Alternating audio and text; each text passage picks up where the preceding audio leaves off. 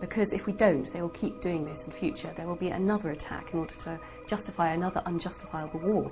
We also spoke with Dr. Morgan Reynolds. No matter how much our inert public wants to avoid this, it's eating away. It's willful denial, willful ignorance. It's eating away at the underbelly of America. And we aren't going to solve our problems by ignoring 9/11.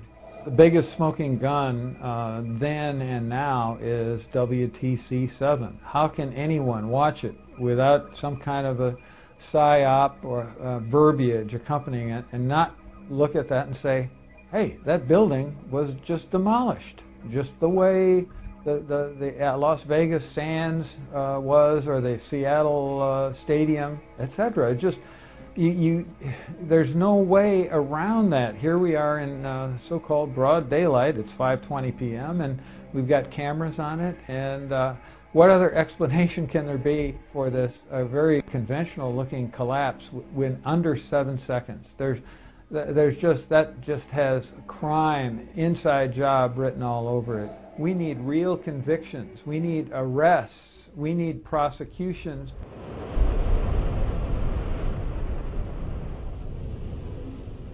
We also had a chance to speak to Professor Stephen Jones, who is a doctor of physics, concerning new bombshell evidence that conclusively proves that thermite was used to cut the main pillars in the World Trade Center towers. There is this molten material flowing out of the South Tower just before its collapse. It has a large quantity of yellow hot metal. And then I read about these pools of molten metal underneath both towers and Building 7 after their collapses. Now that fits like a glove with the thermite reaction, which produces molten iron. You also see in these videos of this molten metal coming up, you see this white ash, this dust that comes off. Now that combination, yellow hot molten metal, white ash floating away, that's his signature characteristic for thermite. And then finally, we got some samples of this metal, the previously molten metal. Using advanced techniques like proton-induced X-ray emission and an electron microprobe, we found out what's in these samples. We're finding iron, also sulfur, potassium, and manganese. And these are characteristic of a variation of thermite, which is used to cut through steel very rapidly. It's called thermate. It's like, sure, you can take a knife, you take the butter out of the fridge, and you cut through that butter. Now, adding sulfur to thermite and also potassium permanganate, these chemicals, it's like heating up your knife to a very high temperature. Now it slices right through the butter. Even if the butter is cold, slices right through. Same way here, by adding sulfur and potassium permanganate to thermite, it'll now slice through structural steel very rapidly. But the end products then, you'll have sulfur, and potassium, manganese, and iron. And that's what we see.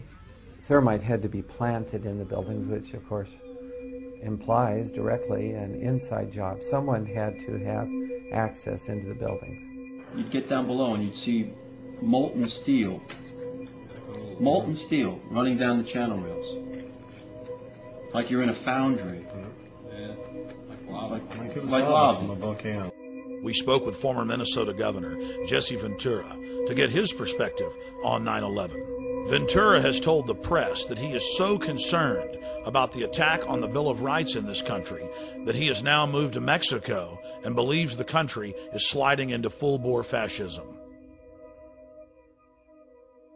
I would just like to get your view, your take on 9/11, Gulf of Tonkin, JFK, all of it. Well, I think the most interesting thing to talk about today is, if people aren't aware, that due to the Freedom of Information Act, in the early 60s, the Pentagon had an operation called Operation Northwoods, and it never came to reality, but it was on the table, that our military would attack certain cities within the United States and make it look like Cuba did it to justify an invasion of Cuba.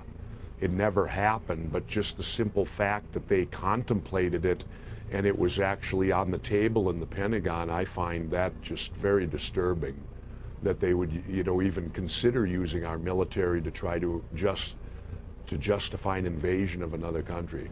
You did speak on Jay Leno, according to my recollection, about how Gulf of Tonkin was staged, how you were lied to, we were lied to, you lost a lot of friends.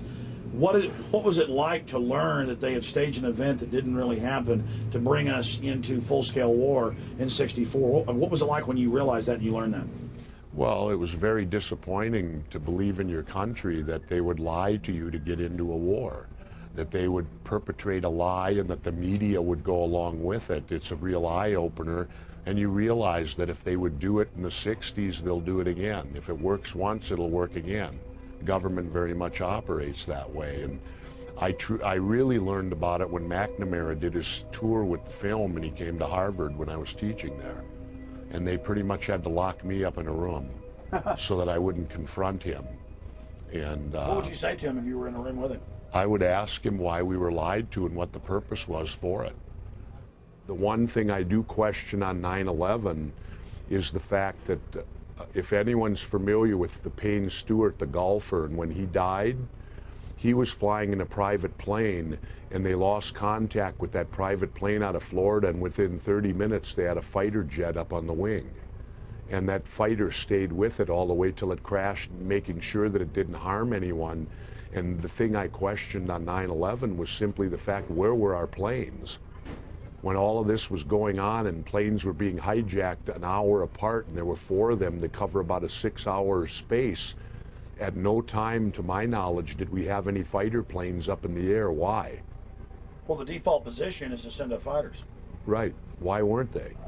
In light of the fact that there was a cover-up that got us into the Vietnam War, and there was, in my opinion, a cover-up of John Kennedy's assassination, I would just say that I don't believe it's beyond reason to not at least consider that the government certainly would do things like that.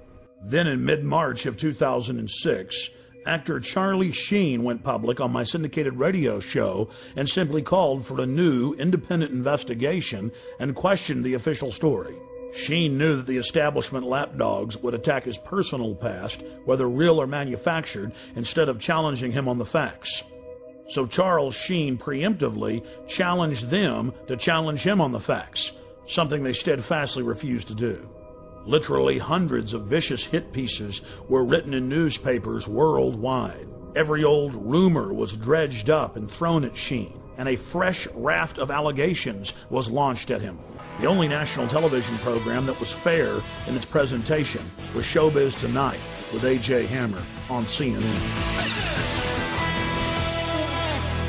On Showbiz Tonight, Charlie Sheen speaks out on a controversial theory that the government covered up what really happened on 9/11. Taking over 4 commercial airliners and hitting 75% of their targets, that feels like a conspiracy theory. Tonight, we dig even deeper. The host of the radio show on which Sheen leveled his startling allegations joins us live right here on Showbiz Tonight. The radio host who interviewed Sheen is Alex Jones of the Genesis Communications Network.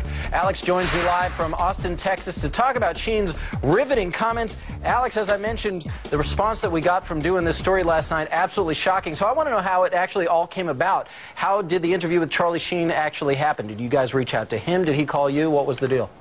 Well, just to make something clear, Mr. Sheen has amazing courage to do what he's done, and he contacted me. He's been watching my documentaries for years. He's one of the most informed people that I've talked to in Hollywood on this subject. Listen, for years, Hollywood's been on fire with people knowing the truth about 9/11, and I was the first to expose 9/11 on the day. In fact, 2 months before, I had intel that elements of the military-industrial complex were going to carry out the attack. I said they'll use bin Laden, the known CIA asset, as their patsy to take the blame for attacking the towers. So Mr. Sheen is only exceptional in that he has courage in going public, courage that no one else in Hollywood had. I mean, here's a CNN poll from Anderson Cooper a year and a half ago where they said, is the government covering up 9/11? Could they be involved? 90% when the poll closed on CNN said this. So listen, I have my own syndicated show. I've done 4,000 radio interviews in the last 4.5 years. Almost no one calls in and disagrees now. We have the majority view, and we have the evidence. And Bottom line, there are declassified U.S. government documents like Operation Northwoods that ABC News reported on back in